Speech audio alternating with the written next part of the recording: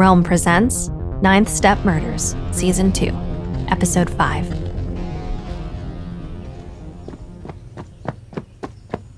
Akemi Naoko's feet pounded the pavement, her heart rate a steady 120 BPM. Early morning darkness coated the trees, homes, and cars along the residential area where she ran.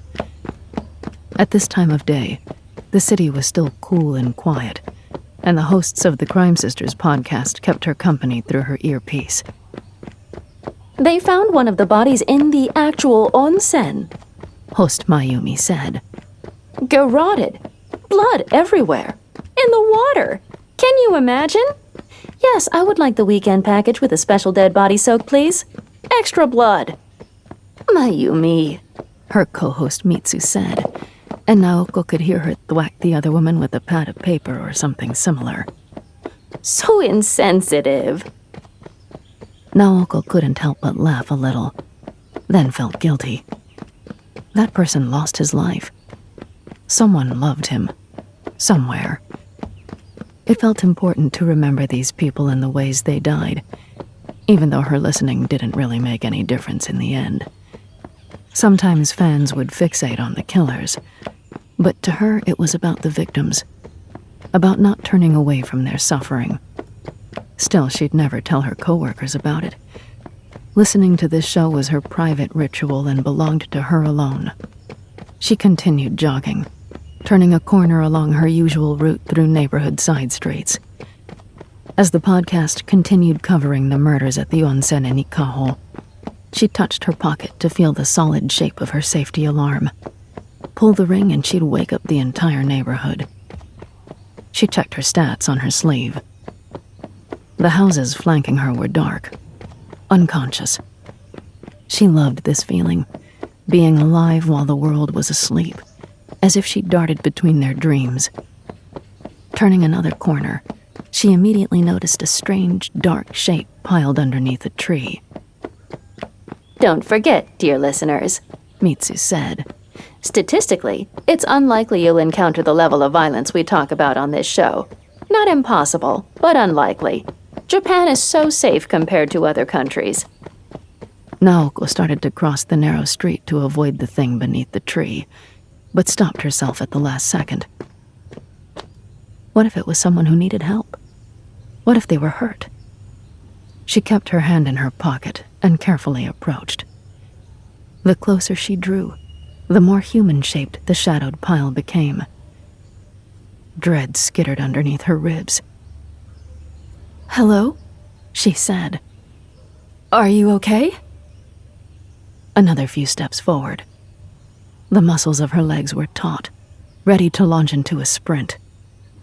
"Do you need—" Her brain finally pieced together what she was seeing. A young man.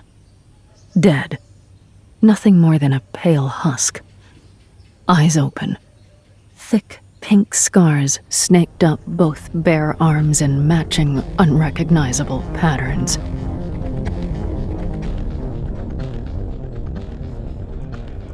"6 hours earlier." Miyako tilted her head side to side, slowly, to stretch her sore neck muscles as she stood at the bar, hands around a glass of water. It was full dark outside, well past when she would normally have tried to be in bed, workload permitting. Sleep tugged at her from behind her eyes, while a snarl of bass and loud voices tangled up in a kind of music Miyako didn't care for. "You sure you don't want anything else?" the bartender asked. When he smiled, the light glinted off his eyeshadow, a green and amber gradient that tapered off into thin whorls of gold on either side. How anyone could bother with elaborate makeup in this heat was beyond her. This is fine for now. Well, you can get me an oolong high extra, if that's a little more interesting, came a woman's voice to Miyako's left. The bartender grinned and pointed to the newcomer to acknowledge he heard her, then left to fill the order. She had stepped up to the bar next to Miyako. Her short hair revealed a network of silver patterns on her neck that reminded Miyako of connective ink tattoos. She briefly wondered what a person might want to connect to that part of the body. You might not want to stare. Her resistance contact was quieter now, but close enough that Miyako could hear her. Watch that beautiful bartender, or your water. Just not me. Miyako scratched the back of her leg with her shoe. I was told to come here. We need you to do another favor. Nervous energy charged her fingertips. She tapped them against her glass. I can't do the same kind of thing as last time. That was risky. Many people benefited from what you did. We learned so much from what we gathered there, and we're all extremely grateful. Miyako said nothing as the bartender brought her contact's drink. Of course the resistance was grateful. She infiltrated a Chinese-held police department with their surveillance. Their gratitude didn't mitigate the risk. Let me know if you two need anything else. The bartender winked and moved on to a couple who had just sat down at the other end of the bar. Listen. She paused to take a sip of her drink. Bright, reflective particles glittered throughout the liquid. We need you to pick up a package at the nearby Oishiso at 2000 hours tomorrow night. Then deliver it to a contact at the port of Yokohama at the coordinates and precise time we'll get to you later, with the package. To pick up the package, order the Goya burger.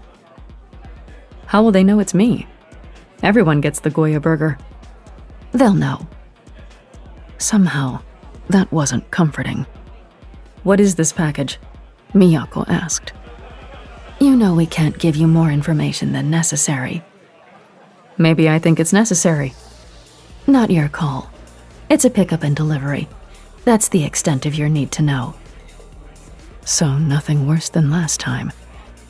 She wasn't going to be bugging a Chinese-held police department. Small mercies. Why me? Miyako said. What you did last time was a risk. You're right. And it also showed us you're trustworthy. Capable. Even more than one might already assume. A mixture of flattery and genuine gratitude. Why was she caught up in this again? We need you, her contact said in a loud whisper. You're part of this now. You already made that choice when you committed before. I never said I was committed. You showed us you are. So follow through. Miyako sighed. Oishiso, 2000 hours, tomorrow. Order the Goya burger. Pick up a package. More information will be given with handoff. Deliver it to someone in the port of Yokohama. So you'll do it? She kept her gaze and posture relaxed as she took another sip of her drink, but Miyako could hear the tension in her voice. Fine. Good, she said. We knew we could count on you.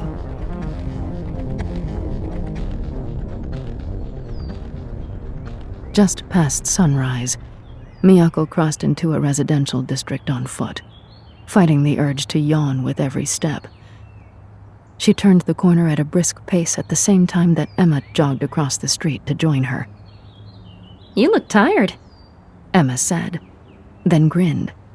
Late night with a certain someone? Thanks. You look great too. Better to let her assume. Anyone ever tell you how delightful you are in the morning? They turned another corner and were greeted by a flurry of police activity around a fresh crime scene. Sato waved them over. No ID yet, he said, crouching down next to the body. Miyako and Emma followed suit. The victim appeared to be in his early to mid-20s at most. Miyako imagined her own life cut short at that age, and all that she would have missed experiencing. It was hard to fathom. Sato's voice broke through her thoughts. He used his stylus to point as he spoke. No data sleeve on him. No personal effects of any kind. No fingerprints. They've been burned away. Facial recognition returned no results. Based on our initial look, we suspect the cause of death was asphyxiation. He shifted his weight to gesture at the young man's arms. We did a cursory search on the scars. Images, symbols, stylized writing, ancient scripts. Nothing came back. They do appear to have been made with a skinning technique. and healed some time ago. Skinning? Emma's face contorted. Is that what it sounds like? Sato nodded. You don't see it as much these days, but essentially they slice the desired pattern into the skin and then remove the flesh. A faint wave of nausea sloshed inside Miyako at the thought, and she caught herself rubbing her own arm. Emma maintained a pained grimace. Excuse me, Detective Koreda? Lieutenant Higashi? A uniformed officer waited behind them. They stood and turned to speak with her. We have the woman who found the body, she said. Would you like to speak with her now? Please, Emma said. Sato, keep us updated. The officer led them to a slender woman wearing athletic clothing and a ponytail, introducing her as Akemi Naoko. Miyako nodded to her. I'm Detective Koreda, and this is my partner, Lieutenant Higashi. Can you walk us through finding the body? Akemi folded her arms as if she were cold, despite the slow but steady rise in temperature as the sun climbed. She described how she had come across the body during her usual morning run, and answered their questions as best she could. She said she couldn't recall seeing anyone else around, and confirmed that all of the houses had been completely dark. When they asked for her sleeve to confirm her GPS records, she complied immediately. It was quick work to substantiate her alibi. They were able to use her apartment's security stream to confirm that she had gone home the previous evening, and hadn't left again until she emerged for her run. After releasing her, Miyako and Emma knocked on the doors of the two houses flanking the tree where the man's body had been found. One yielded no response, and when they spoke to the couple who lived in the second house, they claimed the family who lived in the first house was on vacation and had been for over a week. The couple neither saw nor heard anything unusual because, as would be expected, they were asleep. Data miner Sasaki then pinged Miyako and Emma. Based on the initial report, she believed this may have been linked to a cold case. The death of her own nephew.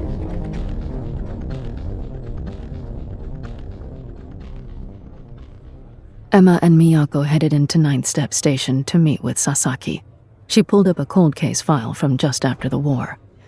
The disappearance and subsequent murder of 22-year-old Sasaki Shunsuke. Sasaki swiped photos from his case file up onto the projection screen. You can see the similarities to your Nanashi no Gonbe immediately, she said. Body discovered in a quiet neighborhood. Same age range. Same scarification pattern on his arms. Death by... Sasaki's voice had grown thick and broke under the weight of her grief. Twitches tugged her mouth downward, each one forcefully suppressed as she tried not to cry. Emma resisted the urge to hug her. I'm sorry, she said instead. I had no idea. Sasaki didn't meet her eyes, just collected herself and resumed looking at the photos. Death by asphyxiation. Emma noted aloud some of the details of Sasaki's nephew's case as she pored over her unfurled sleeve. She wanted to give Sasaki a break from having to recount it. Missing for a month prior to his death. Emptied his bank account. Didn't appear to take any belongings with him, even clothing, with the exception of taking every single piece of personal electronics.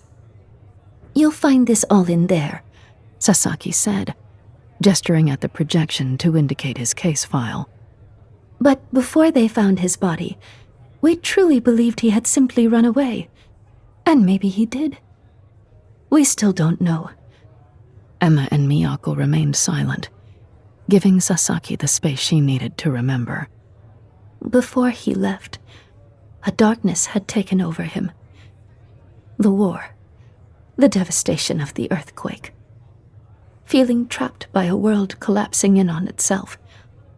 He was a sensitive boy who wasn't sure what kind of man he could become, with the country in flux. Or what kind of man he even wanted to become. Surges of empathy punched Emma in the gut in rapid succession. So you think that's why he left? Miyako said. We can't know, but I have to think his uncertainty and depression had something to do with it. Sasaki pressed her lips together, then sighed. Do you know what it is to lose someone more than once? He disappeared, and we lost him. He died, and we lost him again. Then his case went cold, and it was like losing him a third time. Each time, more and more of him confined to the past before he could become who he was meant to be, as a grown man. Even justice for his death was taken away. There's a vortex of loss around his life. That isn't how someone should be thought of, or remembered. We have a new opportunity to solve his case, Miyako said. We'll do everything we can. Emma hoped she sounded as sincere as she felt. Everything inside of her told her to say something more, to do something more to comfort Sasaki. But it wouldn't have been appropriate. The best she could hope for was finding justice for her nephew. I know you will, Sasaki said. And I know you can't promise specific results. I trust you to do your best. Tell me what I can do to help put his soul to rest. Will you run the new victim's information and image against missing persons reports? Miyako said. That's the best place for us to start. Of course. Sasaki turned off the projection and retrieved her sleeve. Anything.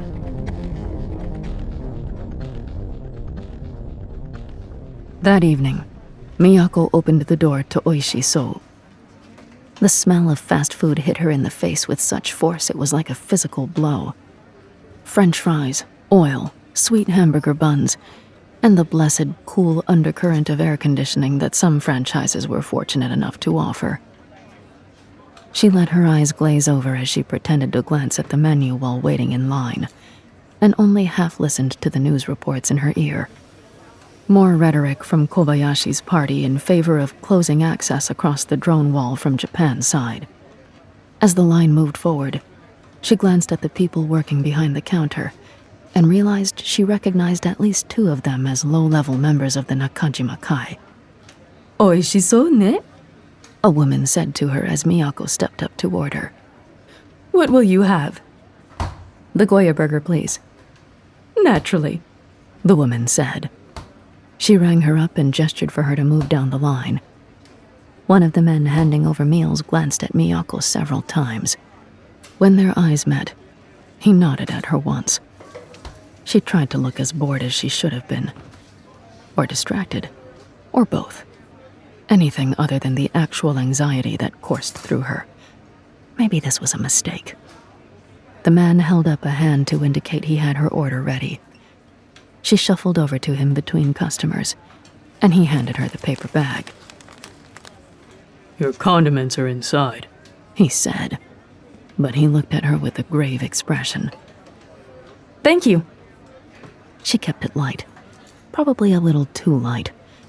Fortunately, everyone around them was so caught up in their own meals, their own social streams or news feeds, the buzzing of their sleeves, that they paid no attention to the mildly awkward exchange. She threw open the door and took a deep breath when she stepped outside. Despite the furnace blast of heat that awaited her, she felt like she'd been suffocating inside the restaurant. Nakajima Kai handing off the package. All those people around them when the package exchanged hands. The smell of the food, claustrophobic and thick. She tried to keep herself looking as calm as possible as she cradled her order and headed home. The package it contained, along with her specific coordinates and time for the drop-off, felt as if they burned a hole into the side of the bag and burrowed their way inside Miyako.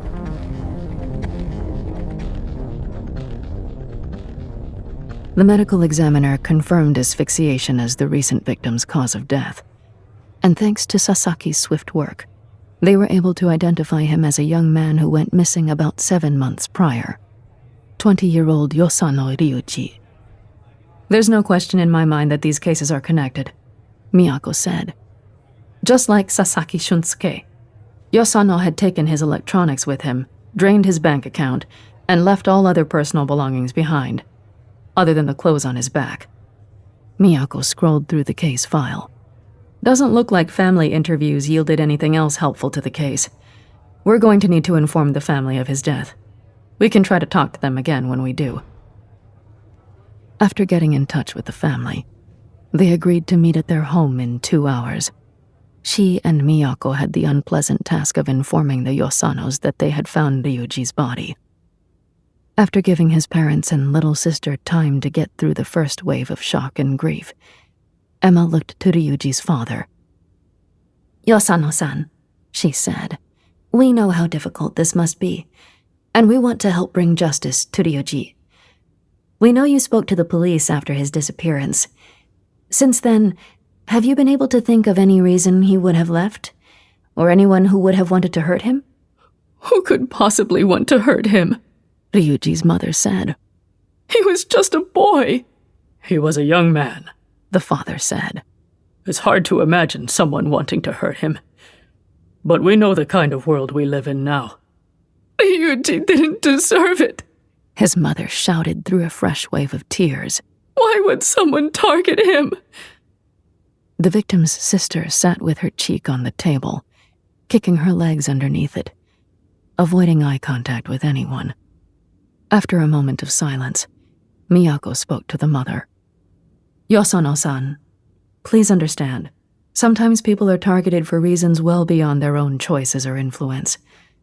No one is saying that Ryuji deserved what happened to him. His death is a tragedy. Emma hoped her sincerity came through. No matter what led to it. While they were speaking, Ryuji's little sister had begun playing with the projection module in the far corner of the room. While nothing was being projected outward, she was flipping through some of the device's internal content. Emma moved closer to the girl. She was swiping through photos. Did Ryuji use this module often? She didn't say anything at first, just moved through images. Each one was either a shot of her brother or possibly taken by him. Scenery. Other people his age. Eventually, his little sister said, Sometimes. Emma turned to the parents. We'd like to take this projection module with us if we could. Why? The girl asked. Tomoko, the mother said. Don't question them. It's okay, Emma said, then spoke to Tomoko. We might be able to use it to find out what happened to Ryuji. There could be something on it that might help us. Take whatever you want, the father said. Is that okay with you, Tomoko-chan? Emma said. The girl examined the current photo. A shot of Ryuji looking awkwardly down at the camera lens on his sleeve. An accidental picture. Then she looked at Emma and nodded.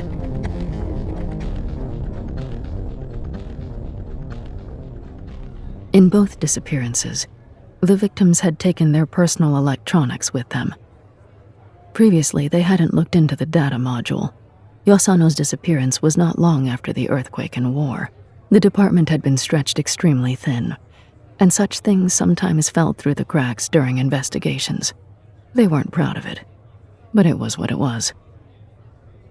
Back at Ninth Step Station, the data miners combed through the projection module's internal content and as much of the erased data as they could. They managed to unearth a few old searches pertaining to train schedules, all focused on the same destination, Otsuki, a town roughly 90 kilometers outside of Tokyo. They were able to confirm with Yosano's parents and sister that none of them had conducted these searches, leaving it likely that Ryuji had looked up the train schedules. Emma and Miyako joined Sasaki in scrubbing through a few different security streams around the times in the projection module search queries. It was painstaking and tedious. Although they had facial recognition to help them, neither Emma nor Miyako wanted to rely solely on it to spot Yosano. After a solid hour of searching, they found him. He arrived at Otsuki Station, disembarked, and was greeted by 2 people wearing all-white samurai. They led him away, beyond security view. Emma and Miyako wasted no time in notifying Nishimura, then left the station to travel to Otsuki themselves. When they arrived, Emma and Miyako found 2 employees on duty at the station. They waited for a small wave of travelers to subside, then asked to speak with them. We're looking for the individuals seen in both of these photos, Miyako said, showing the 2 employees stills from the security footage featuring the people in white and the victim. Oh, One of the employees said. She pointed at the people in white. yes, we know these people. You know them? Miyako said. How are you connected to them? No. The other employee tucked his long hair behind his ears. His eyes were wide, as if being associated with the people in white was absurd. We don't know them personally. Everyone in the area knows of these people in the samurai. They keep to themselves. Sometimes new people arrive and they pick them up. Or sometimes they come into town to buy necessities. But mostly they stay in the house where they live. I've never been out there. The woman said to her co-worker. Have you? He looked nervously at Emma and Miyako. Only once. I didn't go up to the house or anything. I just wanted to see it. Me and some friends. We rode our bikes, but we didn't stop. They just stared at us the whole time. So weird. The woman said. Will you bump me the location? Emma offered her sleeved forearm to the man. He nodded, pulled up the location on his sleeve, and bumped the coordinates to Emma. They arrived at the location of a large 2-story house that was in the middle of being repaired.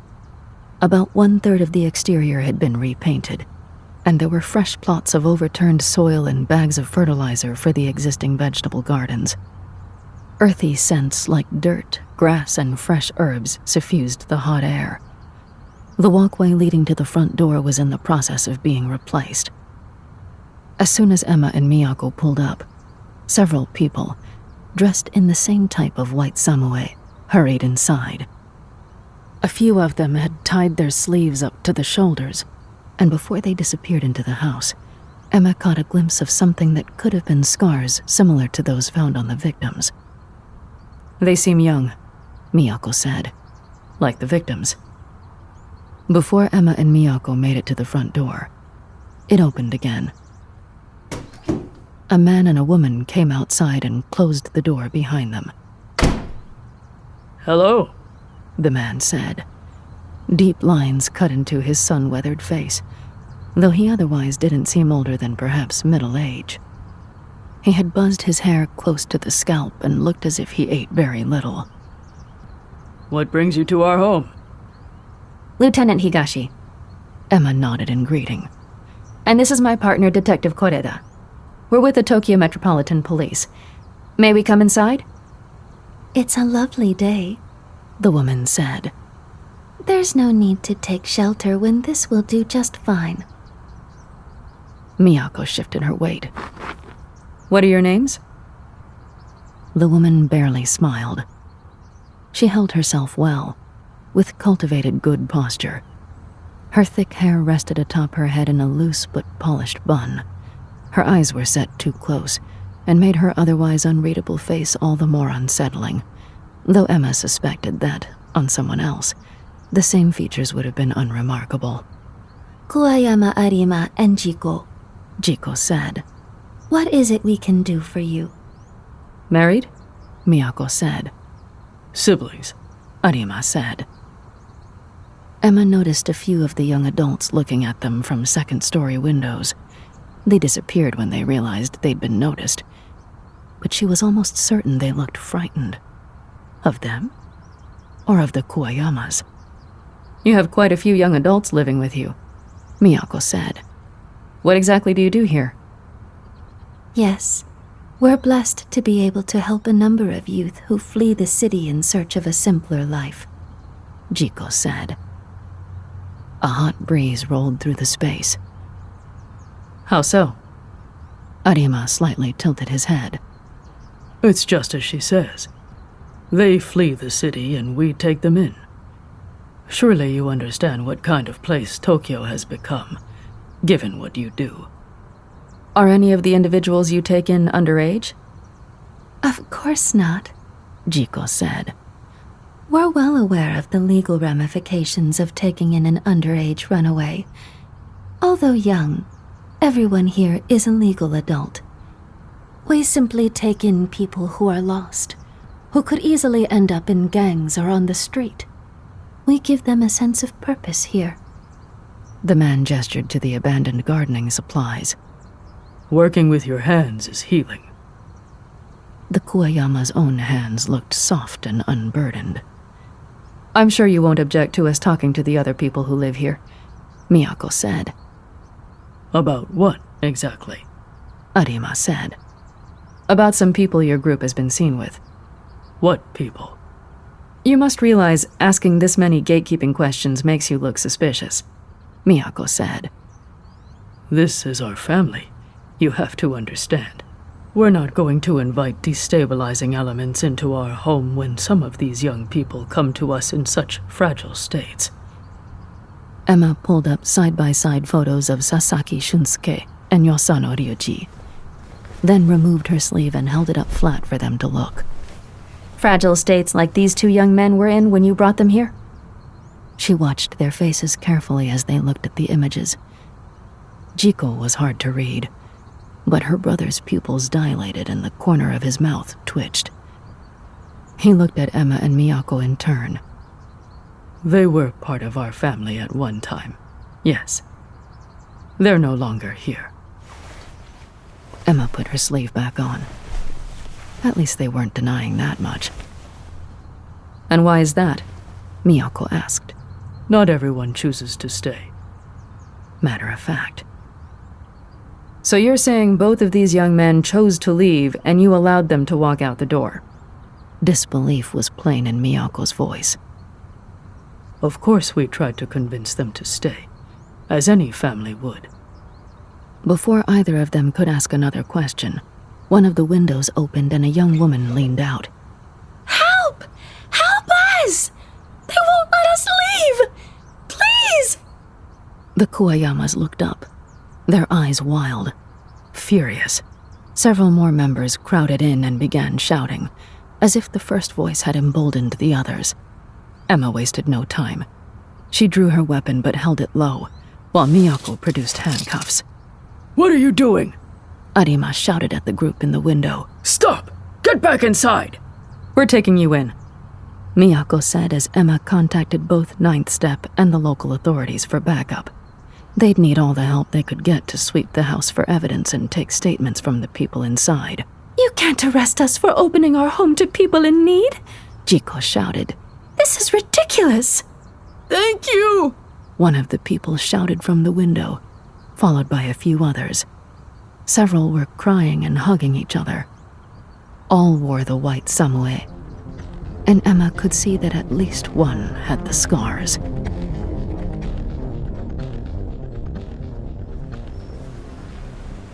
There was no way to postpone the inevitable.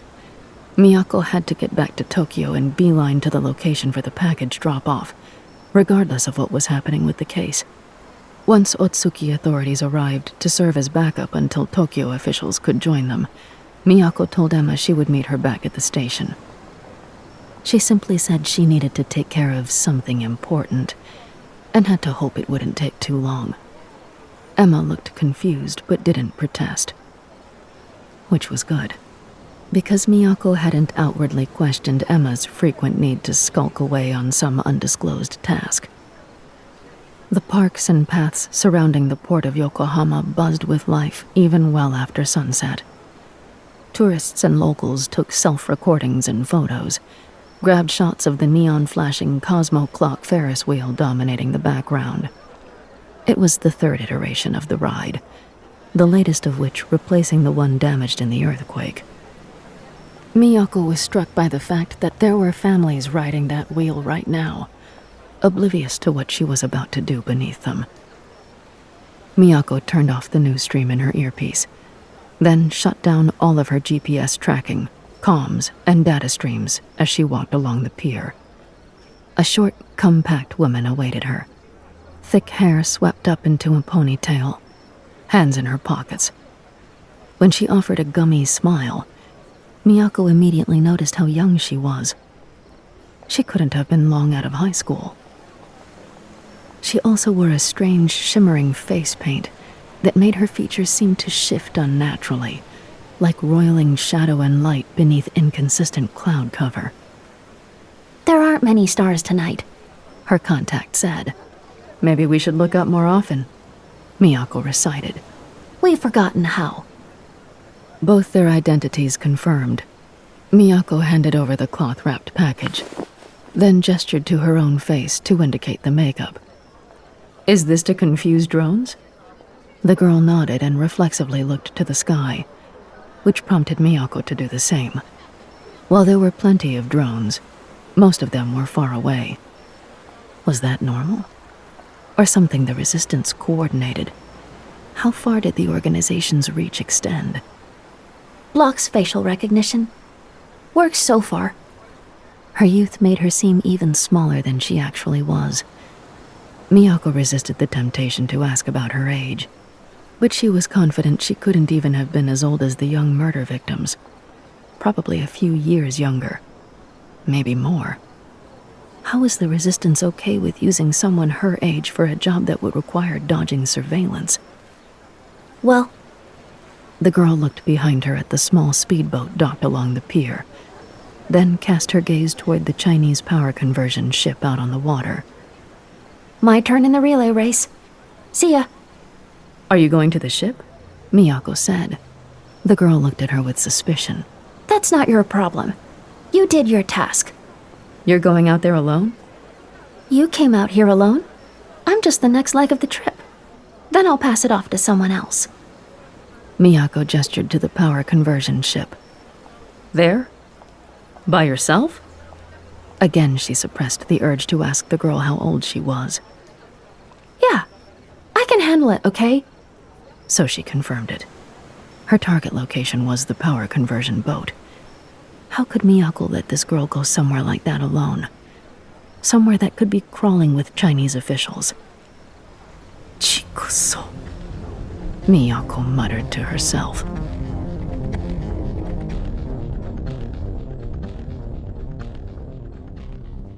Back at the station, Emma interrogated Koyama Jiko, while other detectives and officers spoke with Koyama Arima and the 12 other people found in the house. Now that they were in Tokyo, even the people who had pleaded desperately for rescue had clammed up and refused to speak. They were terrified. Throughout their conversation, Jiko had remained infuriatingly placid. Rarely did she make direct eye contact, or even look up from her own lap. When she did, Emma could see very little behind her eyes, as if she exerted conscious control over how much her face revealed. Emma could feel this woman's lies so thick in the air they gathered in her own throat like phlegm. It would have been good to have Miyako in here, or at least talking to the brother herself. Emma checked the time. 45 minutes had passed since she arrived back at the station, and no word from Miyako. Not even when Emma had begun pestering her with a litany of annoying Tamail inquiries. Where was she? Your group were the last to see either of these boys alive, Emma said to Jiko. Lying about what happened to them will make everything worse for you. I'm sure you say that to all the well-intentioned families you haul into this viper pit. It took significant effort to suppress an eye roll. You keep using that word. Family. These people had families. These boys certainly did. Emma tapped on the images of the victims that were displayed on the table. Families who've been looking for answers. Families. Jiko kept her posture relaxed and looked at the 2 photos of the victims. She appeared to consider them for a while. What is a family, then?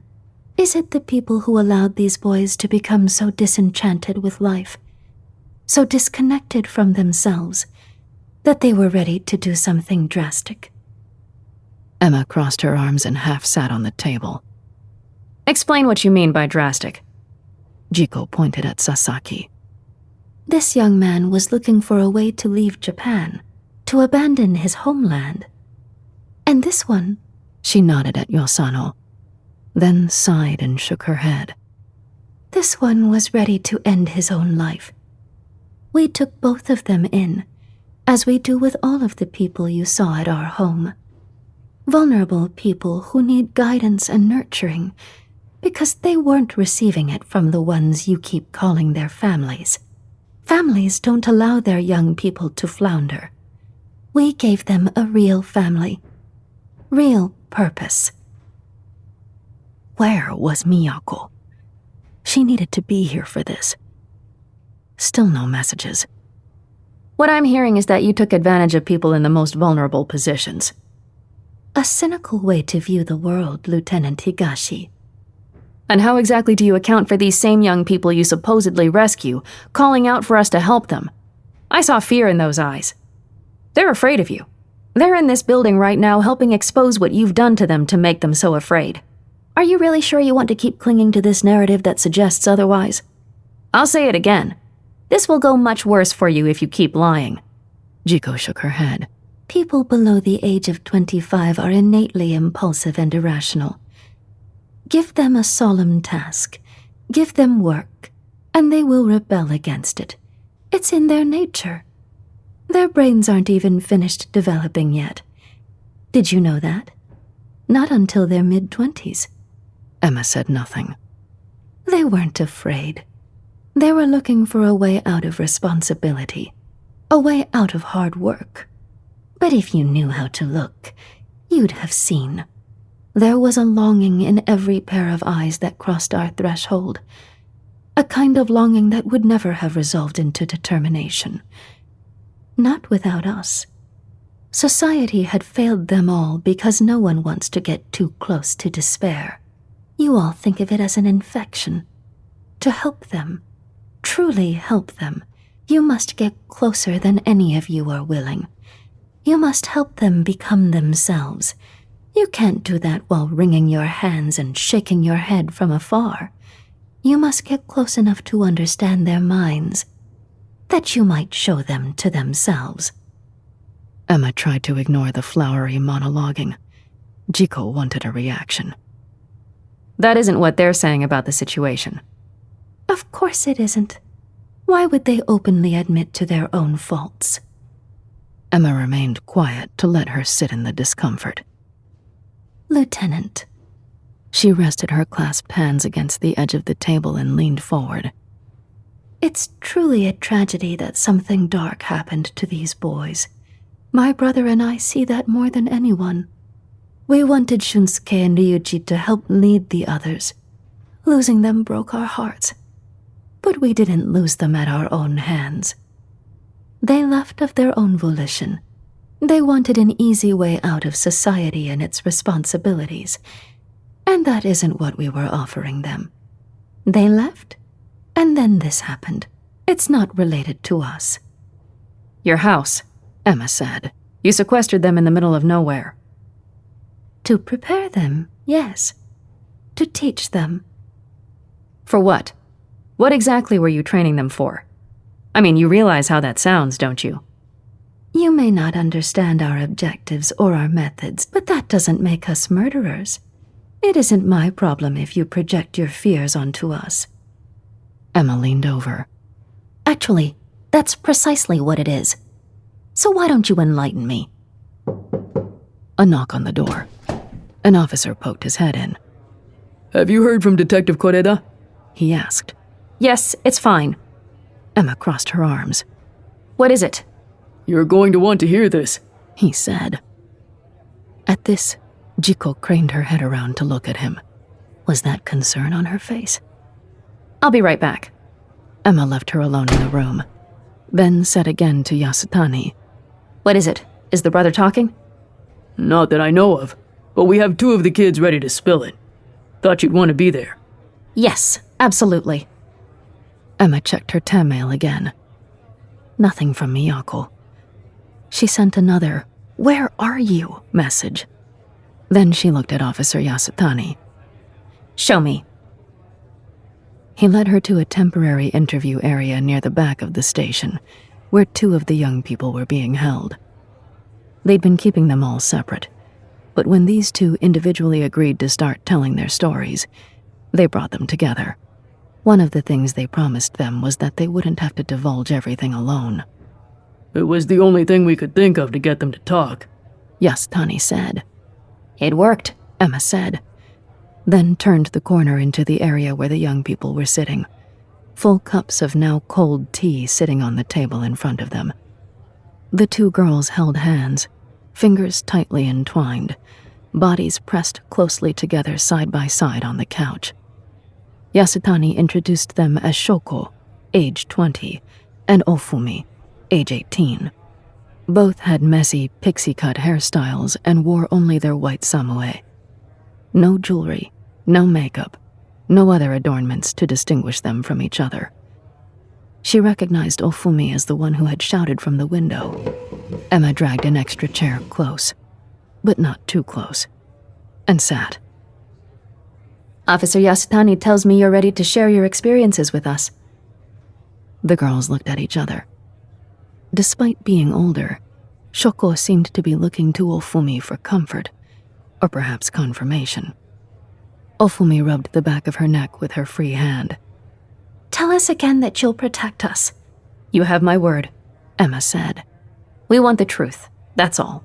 The truth is what will help us prevent anyone else from getting hurt. Without it, it will be much harder. They made us do it, Shoko blurted out. We didn't have a choice. Shoko. Ofumi squeezed her hand. It's okay, Emma said, softly. You can tell me. Shoko looked like she was going to cry. Ofumi took a breath, then spoke. They wanted us all to liberate Japan from its current cycle of conflict. There's a lot of that going around, Yasutani said. Emma barely shook her head at him. Let them talk. Tears had already begun streaming down Shoko's face, though she remained silent. Ofumi continued. They always picked guys to be the leader. I think they thought people would listen to a guy before they listened to one of us. The Kuwayamas? Emma said. She nodded. They taught us. They told us that without the proper training and education, we wouldn't be able to overcome our own inertia or the inertia of our forebears. Her words had the cadence of recitation. That we were otherwise destined to fixate on superficial accomplishments and moment-to-moment pleasures. She continued talking, occasionally pausing to comfort Shoko. Over time, Emma and Yasutani learned that the Kuwayamas primarily recruited online, which was why they required everyone to bring all of their electronics with them. They wanted to destroy anything that could lead authorities back to the organization. They targeted young adults who were suffering or disaffected, and found them by watching apps dedicated to topics ranging from depression and suicide to going off the grid, political outliers, and the rising movement of voluntary homelessness. Although the Kuwayamas denied they were a religious organization, they attempted to instill a sense of reverence toward their chosen future leaders, such as Sasaki and Yosano, that bordered on worship. Even the scarification patterns smacked of religious ritual. They were inflicted upon newcomers by the rest of the recruits as a kind of initiation and display of loyalty to their new family, a way to bond them to each other. This is going to be difficult, Emma said. But I need you to tell me what happened to Sasaki and Yosano. At this, Shoko's tears turned into a moan. Then she sobbed loudly, repeatedly wiping her face with her sleeves. It was awful. Shh, Shoko-chan. Ofumi pulled her into an embrace, stroked her hair. This is how we heal it. Shoko jerked back and hit Ofumi on the arm. How can you say that? How can you say this will heal anything? They're dead. You can't heal that. Let's breathe, Emma said, keeping her voice even and calm. Even if this can't be healed, we can do everything we can to make it as right as possible. Shoko pulled her legs up onto the couch and hugged her knees. Go on, Emma said to Ofumi. you're doing great. Please don't punish the others, She said. We didn't mean any of it. We were just... It's going to be okay. Emma said. You'll get the help you need. She couldn't make any promises about what would or wouldn't happen to them in the justice system, but she did know she would push for them to receive help, whatever else came to pass. We didn't want to. Shoko spoke with her mouth hidden behind her arms, hugging her legs. Her eyes peeked out, but gazed past Emma, into nothing. We loved them. Everyone loved each other. Emma leaned forward a little more, but kept her posture as relaxed as she could. Open. Gentle. You didn't want to hurt those boys. I understand. But the two of you did? No. Shoko whispered, shifting to make eye contact with Emma. I mean, yes, but... It's okay, Shoko-chan. Ofumi said. We all did. Shoko said. Tears spilled from her eyes again, her gaze returning to that faraway place in her memory. All of us. Together. We tied the bag around their heads. Her voice broke and she sobbed, unable to continue. They were our friends, Ofumi said. She only looked at Shoko as she spoke, softly stroking her hair and neck to comfort her. We loved them. We all loved each other. We didn't want to, but we knew it was required. They told us it was for the good of all Japan. Why? Emma said, working hard to keep the horror out of her throat.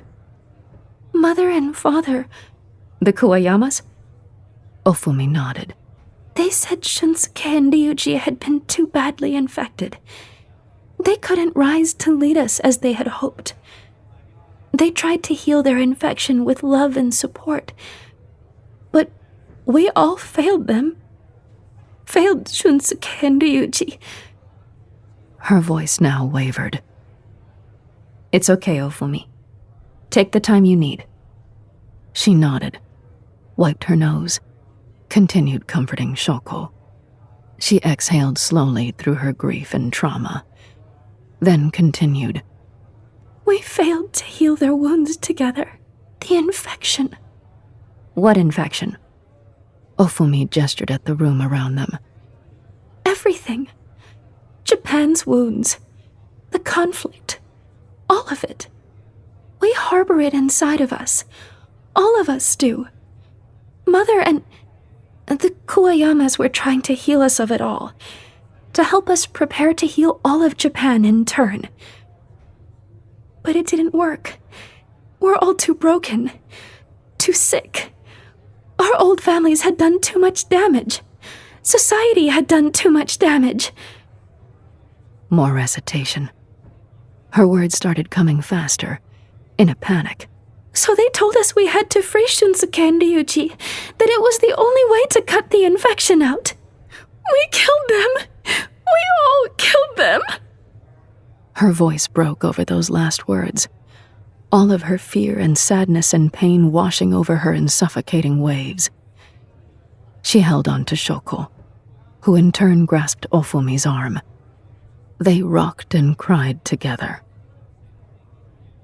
After calming the girls, Emma directed another officer to get the psychiatric social workers in to work with all the former members of the Kuwayama's organization. They may have committed murder, but this was no straightforward case of guilty or innocent. She then took it upon herself to send mail to data miner Sasaki about what they'd learned. She would see the case files, but she deserved to hear it from her directly. The reply came immediately. Thank you, Emma. Emma sighed. Her body felt heavy. She looked at her sleeve. No messages. Miyako missed the entire thing.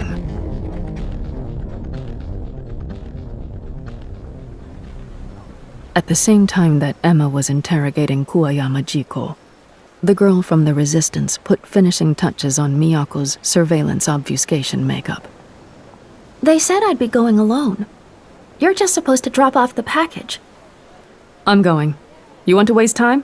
We can keep arguing about it. She didn't exactly want to intimidate the girl, but she wasn't about to leave her alone. How did someone so young get caught up in this? A thought crept up along the back of Miyako's spine. The feeling that this girl was one of many, the product of the world they now lived in. This torn country, its wounds manifesting in their most vulnerable citizens. The images of the faces in the window of that house in Otsuki flashed across her mind. What would become of someone like this young woman? Of the youths in that house? What would become of all those who came after? The speedboat's engine powered up on its own, jolting Miyako out of her thoughts. The girl crouched down to lower her center of gravity. If you're coming with me, we have to go right now. Someone else is controlling the boat? Miyako asked as she got in and lowered herself down alongside the girl. They know where to navigate to avoid detection. I don't. It's how they won't catch us. Hopefully. Hopefully. Right. What about the shapes of their bodies? Would that give them away somehow? Down the line? Neither said anything else as the boat cut through the darkness beneath them, silver moonlight glinting faintly off the wake. Fortunately, the engine was quiet. The power conversion ship loomed larger as they grew closer, a behemoth shadow threatening to swallow them both. The world felt airless, suffocating. As they drew closer, the boat slowed. Miyako and the girl remained silent. She expected to be spotted at any moment, whether by someone on patrol on the ship or by a drone. Still, the sky in the area remained clear, as far as she could tell. Eventually, the speedboat pulled up to a particular spot next to the ship and stopped. Let's go, the girl said quietly. Follow me. Every few steps, it seemed someone would jump out from around a corner or ooze out from the shadows like oil.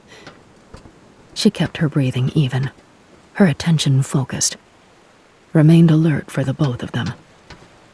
It wasn't as if she believed the girl was incompetent, but she couldn't risk letting her try this on her own.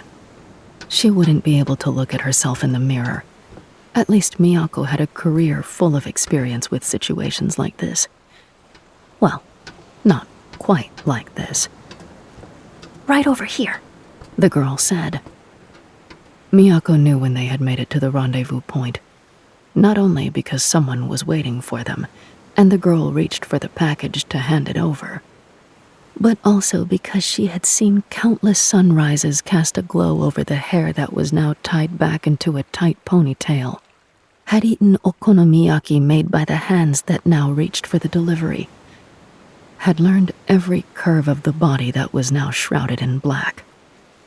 Kaori wore the anti-surveillance makeup as well, but to Miyako, she was unmistakable. What are you doing here? Kaori hissed at the same time that Miyako said, Nante kota? Miyako grabbed Kaori by the arms. Why are you... It doesn't matter if you know each other, the girl said, breaths shallow and eyes wide, rabbit-like and small. Work it out later. Footsteps nearby. All three women fell quiet. The movement headed off in another direction. Please hurry, the girl said and shoved the package into Kaori's hands. Go! Kaori descended into the space below, and Miyako followed, with the girl close behind. Of all places for Kaori to be. Here? Now? Did they send Miyako knowing that she and Kaori would discover each other's involvement? How could that be the case, when she was originally only supposed to hand the girl the package and be done with it? What else had Kaori been hiding from her, if she was involved in this. But then, so was Miyako. Still, Miyako was the one with the dangerous line of work. It made sense for her to be sent into Chinese territory to plant surveillance. Not Kaori. Kaori wasted no time. She opened the package and took stock of what was there. Some sort of electronic device and wiring that looked suspiciously familiar. Once Kaori began piecing it together and affixing it to the control panel on the wall, understanding discharged through Miyako like an electrical storm. It made her dizzy enough to have to touch the wall to steady herself. Kaori was setting a bomb. "You can't," Miyako said, keeping her voice low. "It's too... What do you expect me to do?" Kaori continued her work as she spoke, occasionally pausing to double-check her efforts. "Stop in the middle of this? Not follow through?" Miyako ran her fingers through her hair and stopped halfway, resting her hands on her head, as if that would help her think. The idea that Kaori was setting a bomb, made her feet unsteady, made her want to vomit. Finally, Miyako said, "You two go and let me do it." "Stop." Another component clicked into place. Kaori's fingers didn't even shake. "I'm almost finished." "How do you even know how to do that?" "I can memorize and follow instructions." "Be quiet," the girl said. "Work this out on your own time.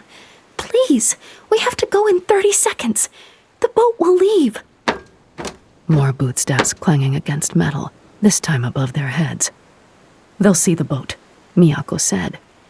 "They shouldn't." Kaori closed her eyes and thought for a moment, then continued working. Remembering steps, she supposed.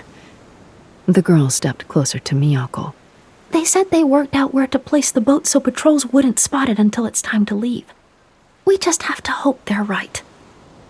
Very little time had passed since they had been down there, but seconds stretched unbearably long all the same.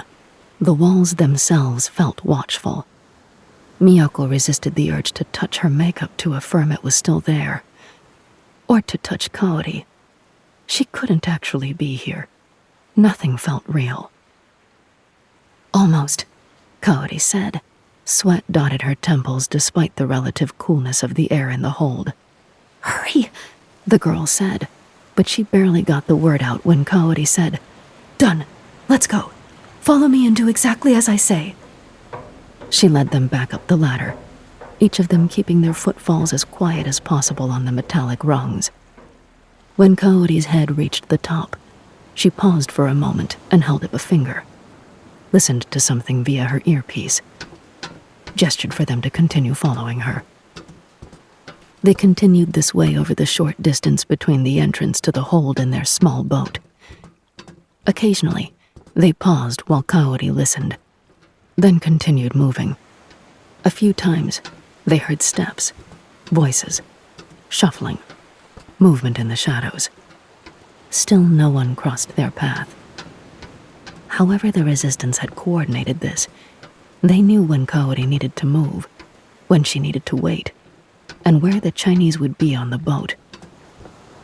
Had they also cleared the skies of drones? Or were they just familiar with the drone rotation? How big was this operation? Finally, they dropped quietly down into the boat, one by one, helping each other as much as possible. When Kaori helped Miyako, she could feel the tension. She knew it wasn't just the danger. She wouldn't look at her. Just as they finished loading themselves into the boat, the engine kicked on and it slowly pulled away from the power conversion ship. The wind picked up as they cut across the water, welcome against her sweat-drenched skin.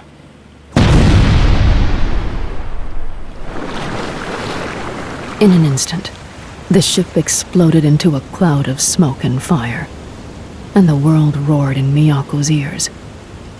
Debris sailed into the night sky. A few distant drones were rocked in their flight paths, then swung around to get a closer look at the inferno. Miyako, Kaori, and the girls stared as their boat continued carrying them away. Heat whipped against them even from this distance. Waves rocked them. They all grabbed onto the rim and remained low. Kaori turned to face the opposite direction, then smiled. Darkness swept across the Chinese sector skyline, lights powering down building by building as their power source died, plunging them into the heat and shadow of the ruthless summer night. You're listening to Ninth Step Murders Season 2, created and produced by Realm, your portal to another world. Listen away. Ninth Step Murders is written by Malka Older, Fran Wilde, Jacqueline Koyanagi, and Curtis C. Chen. Produced by Rhoda Bayesa and executive produced by Molly Barton. Performed by Emily Wu Zeller. Audio production, direction, sound design, and theme music by Amanda Rose Smith. Additional editing by Corey Barton. Cover design by Kendall Thomas, with original illustration by Armin Rangati.